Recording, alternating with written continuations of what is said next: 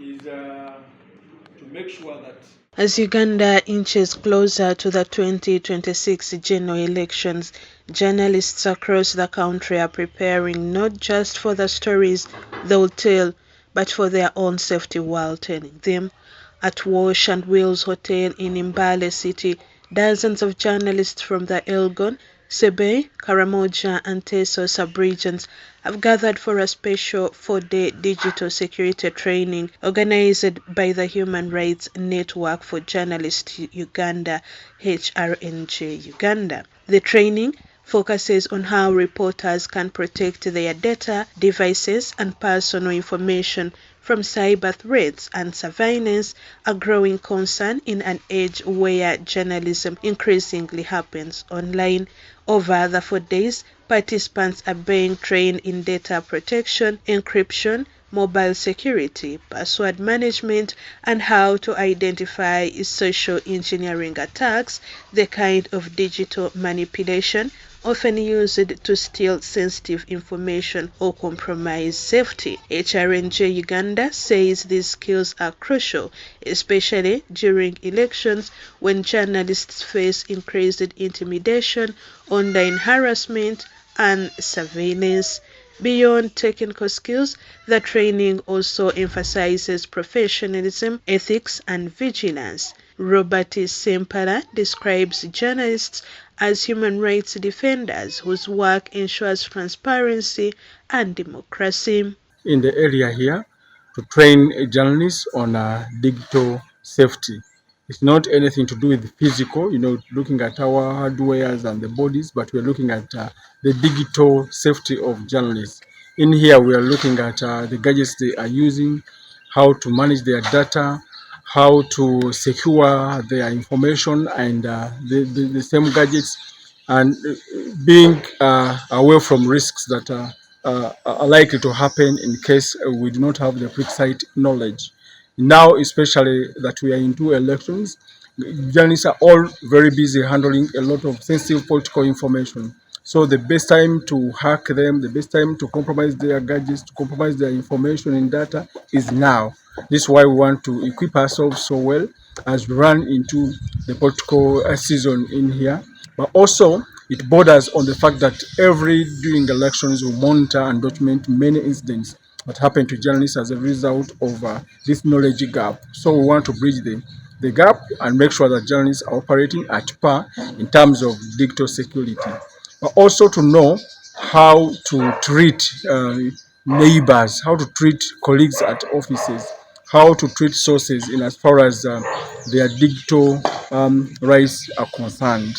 We want to raise awareness that all is not well if you do not take the fixed measures, if you do not act cautiously with your digital information, with your digital platforms, your digital world. It's extremely important that journalists have this knowledge and they can be able to feel a sense of security once they have the information.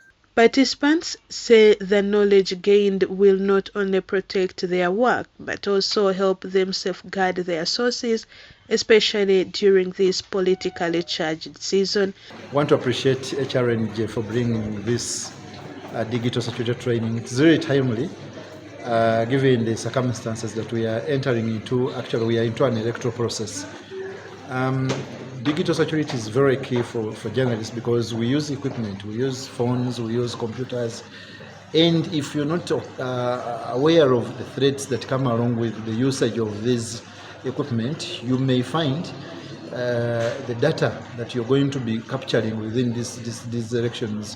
One, you may lose it, but two, if you are not aware of how to protect yourself digitally, then you may find that you're putting your life at stake.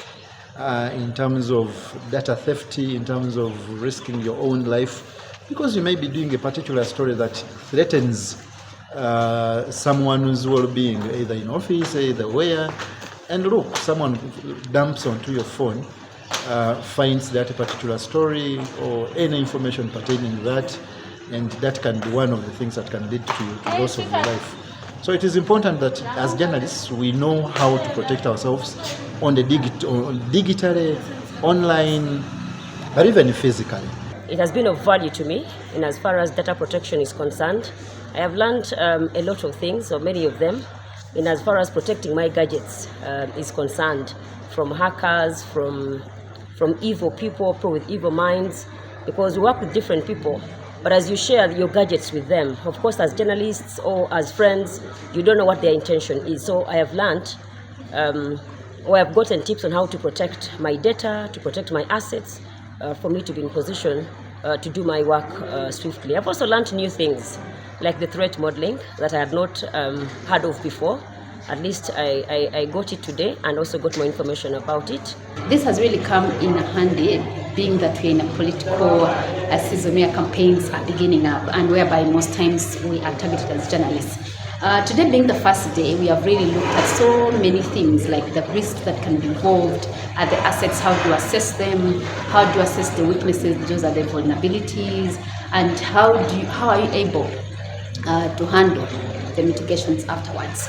So I have really learned a lot, because there's so many things that I didn't know, but I have been able to learn them being the first day. There are a number of things that I as an individual have been doing, like for example utilizing public Wi-Fi and so forth, not knowing that it is a threat.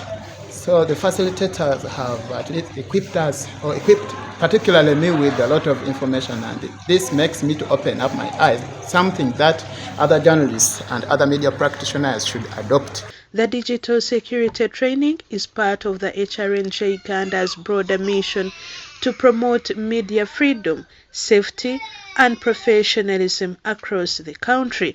As the 2026 elections draw nearer, journalists here are not just learning how to tell the story, they are learning how to stay safe while telling it. Story compiled by William Cheptowe, Uganda Radio Network, Mbale City.